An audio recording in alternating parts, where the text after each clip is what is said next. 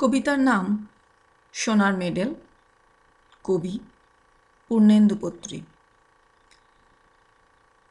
বাবু মশাইরা, গা গেরাম থেকে ধুলো মাটি ঘষতে ঘষতে আপনাদের কাছে এসেছি।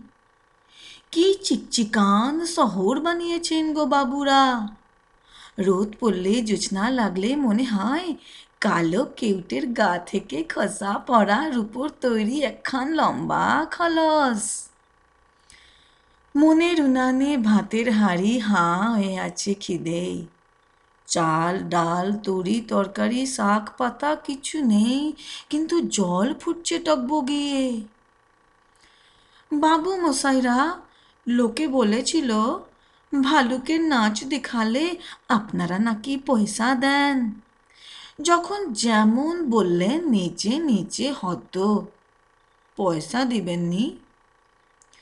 লোকে বলেছিল ভানুমতির খেল দেখালে আপনারা নাকি সোনার মেডেল দেন।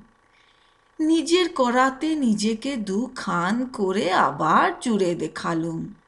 আকাশ থেকে সোনালি পাখির ডিম পেয়ে আপনাদের ভেজে খাওয়ালুম গরম অমলেট।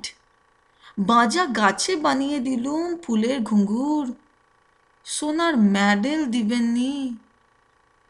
বাবু মশাইরা, সেই ল্যাংটো বেলা থেকে বড় শখ ঘরে ফিরবো বুকে সোনার মেডেল টাঙিয়ে।